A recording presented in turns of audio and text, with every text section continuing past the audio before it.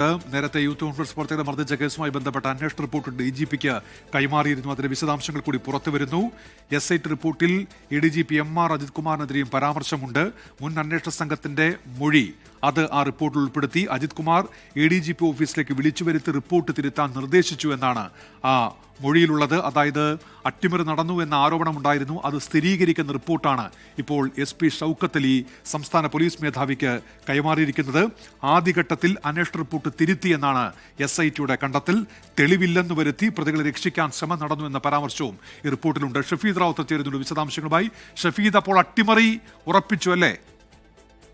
മനുഷ്യ വളരെ പ്രധാനപ്പെട്ട ഒരു വിവരം ഇപ്പോൾ പുറത്തേക്ക് വരുന്നുണ്ട്. ഈ SIT അവർ ഇപ്പോൾ സർക്കാർ സംസ്ഥാന പോലീസ് മേധാവിക്ക് നൽകിയിരിക്കുന്ന റിപ്പോർട്ടിൽ ഈ ആലപ്പുഴയിലെ യൂത്ത് കോൺഗ്രസ് പ്രവർത്തകരെ മർദ്ദിച്ച സംഭവവുമായി ബന്ധപ്പെട്ട അന്വേഷണം അട്ടിമറിക്കാൻ ചില ശ്രമങ്ങൾ നടന്നു എന്നുള്ള കാര്യം, അട്ടിമറി നടന്നു എന്നുള്ള കാര്യം ആ റിപ്പോർട്ടിൽ സ്ഥിരീകരിക്കുന്നുണ്ട്. ആദ്യഘട്ടത്തിലെ അന്വേഷണ റിപ്പോർട്ട് തിരുത്തിയെന്ന SIT സംസ്ഥാന പോലീസ് മേധാവിക്ക് നൽകിയ റിപ്പോർട്ടിൽ പറയുന്നുണ്ട്. അതിൽ ഏറ്റവും പ്രധാനമായും പറയുന്നത് ഈ പ്രതികളെ രക്ഷിക്കാനുള്ള ശ്രമമാണ് ഇതുമായി ബന്ധപ്പെട്ട് നടന്നത്. മാത്രവുമല്ല, അതിൽ അന്വേഷണ ഉദ്യോഗസ്ഥരുടെ മൊഴിവിവരം അടക്കമുള്ള കാര്യങ്ങൾ കൃത്യമായിട്ടുണ്ട്. കൂടാതെ SIT ശേഖരിച്ച തെളിവുകളും അക്കാര്യം ഉറപ്പിക്കുന്നു, അത് സ്ഥിരീകരിക്കുന്നു എന്നുള്ള കാര്യം ഇപ്പോൾ വ്യക്തമാക്കുന്നുണ്ട്. അതിനൊക്കെ അപ്പുറത്തേക്ക് ADGP MR അജിത് കുമാറിന് കുരുക്കാവുകയാണ് ഈ റിപ്പോർട്ട് എന്നുള്ളതും ഏറ്റവും ശ്രദ്ധേയമായിട്ടുള്ള കാര്യം.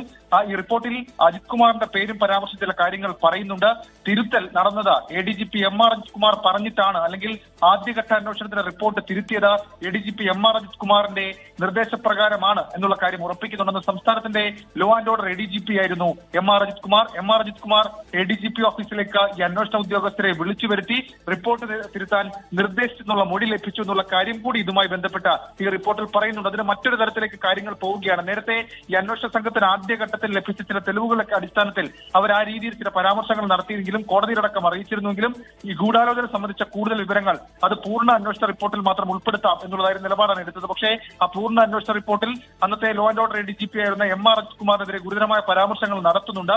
അടുത്ത മാസം അല്ലെങ്കിൽ അടുത്ത റൗണ്ടിൽ സംസ്ഥാനത്തിന്റെ DGP പദവിയിലേക്ക് ഉയരേണ്ട ആളാണ് ADGP MR അജിത് കുമാർ. അതുകൊണ്ട് തന്നെ ഏതെങ്കിലും തരത്തിൽ ഈ കേസുമായി ബന്ധപ്പെട്ട് എന്തെങ്കിലും നോട്ടുകൾ അടക്കമുണ്ടായ കാര്യങ്ങൾ ഉണ്ടായാൽ ആ പദവി അടക്കം അദ്ദേഹത്തിനെ ബാധിക്കുന്ന സാഹചര്യം ഉണ്ടാകും. ഏതായാലും ആലപ്പുഴയിൽ രക്ഷാപ്രവർത്തനം എന്നൊക്കെ വിശേഷിപ്പിച്ച യൂത്ത് കോൺഗ്രസ് പ്രവർത്തകരെ മർദ്ദിച്ച സംഭവത്തിൽ ഇപ്പോൾ വളരെ പ്രധാനപ്പെട്ട റിപ്പോർട്ട് സംസ്ഥാന പോലീസ് മേധാവിക്ക് എത്തിയിട്ടുണ്ട്.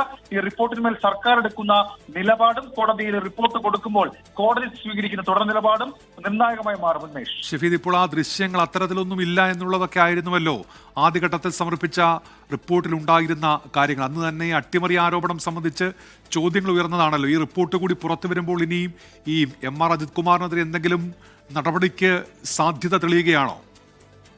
ഉന്മേഷ്, ഈ കേസിന്റെ കോടതി വ്യവഹാരങ്ങളുടെ ഒരു ഘട്ടത്തിൽ കോടതി ചോദിച്ചിരുന്നു, നിങ്ങൾക്ക് അതല്ലെങ്കിൽ അന്വേഷണ സംഘത്തിന് ലഭ്യമാണ്, ആദ്യഘട്ടത്തിലാണ് അന്വേഷണ സംഘത്തിന് ലഭ്യമായിട്ടുള്ള ദൃശ്യങ്ങൾ ഉൾപ്പെടുത്തിക്കൂടെ എന്നുള്ള ചോദ്യത്തിന് കൃത്യമായ ദൃശ്യങ്ങൾ ഇതുമായി ബന്ധപ്പെട്ട് ലഭിച്ചിട്ടില്ല. മാത്രമല്ല പോലീസ് ഇത് റെക്കോർഡ് ചെയ്തിട്ടില്ല എന്നൊക്കെയുള്ള മറുപടിയായിരുന്നു. പക്ഷേ ഈ പ്രത്യേക സംഘം ഈ ഭരണമാറ്റത്തിനൊക്കെ ശേഷം UDF സർക്കാർ അധികാരത്തിൽ വന്നതിന് ശേഷം പ്രത്യേക സംഘം പലതരത്തിലുള്ള പുതിയ ദൃശ്യങ്ങളും അപ്ഡേറ്റ് ചെയ്ത് കോടതിക്ക് മുൻപിലേക്ക് വരെ എത്തിച്ചിട്ടുണ്ട്. മാത്രമല്ല ഇക്കാര്യത്തിൽ ഒരു ഗൂഢാലോചന നടന്നു, അത് സംസ്ഥാനത്തിന്റെ ലോ ആൻഡ് ഓർഡർ ADGPക്ക് അതിനകത്ത് പങ്കുണ്ടെന്നൊക്കെയുള്ള വിവരങ്ങൾ പുറത്തേക്ക് വരുമ്പോൾ അതൊരു ചെറിയ കാര്യമാകില്ല. മാത്രമല്ല ADGP MR അജിത് കുമാറിന്റെ മുന്നോട്ടുള്ള പ്രൊഫഷണൽ കാര്യത്തിനപ്പുറത്തേക്ക് ഇത് അന്നത്തെ സർക്കാരിനടക്കം ഉണ്ടാക്കാൻ പോകുന്ന പ്രശ്നങ്ങൾ ചെറുതായിരിക്കില്ല. കാരണം ആ ഒരു സംഭവം, ഒരു അക്രമ സംഭവം ഉണ്ടാകുന്നു, പ്രത്യേകിച്ച് അതിന് മുഖ്യമന്ത്രിയുടെ ഗൺമാന്മാർ ആക്രമിക്കുമ്പോൾ അന്ന് പറഞ്ഞ ന്യായം അതിലേറ്റവും പ്രധാനമാണ്. അന്ന് പറഞ്ഞത് രക്ഷാപ്രവർത്തനമാണ് എന്നുള്ളതാണ്. മാത്രമല്ല മുഖ്യമന്ത്രിയെ ആക്രമിക്കാൻ, മുഖ്യമന്ത്രിയും മറ്റു മന്ത്രിമാരും സഞ്ചരിച്ച വാഹനത്തെ ആക്രമിക്കാൻ ശ്രമിച്ചവരെ നിയന്ത്രിക്കുക മാത്രമാണ് ചെയ്തത്. പക്ഷേ ആ നിയന്ത്രണം അത് റോഡിൽ ഈ മാറി നിന്ന് അല്ലെങ്കിൽ അവിടുത്തെ ലോക്കൽ പോലീസ് റോഡിൽ നിന്ന് മാറ്റി നിർത്തിയ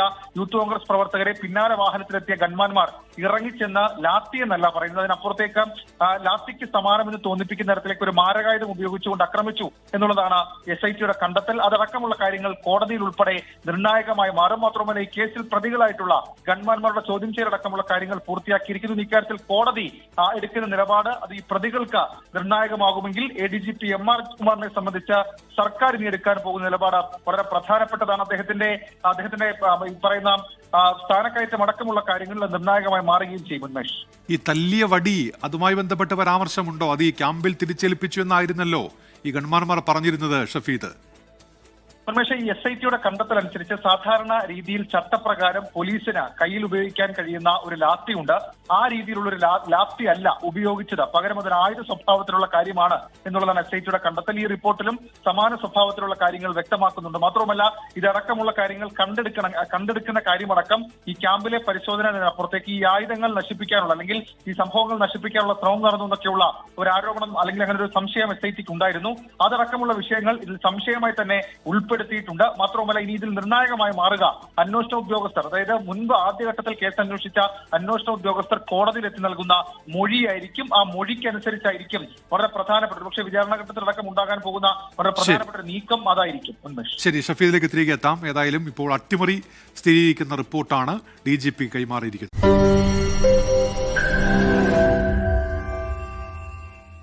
ലോകത്തെവിടെയായാലും ഏത് സമയത്തും 24 വാർത്തകളും ഓഗ്മെന്റഡ് റിയാലിറ്റി പാക്കേജുകളും എക്സ്പ്ലെയിനറുകളും വിശദമായി കാണാൻ ഞങ്ങളുടെ യൂട്യൂബ് ചാനൽ നിങ്ങൾക്ക് സബ്സ്ക്രൈബ് ചെയ്യാം.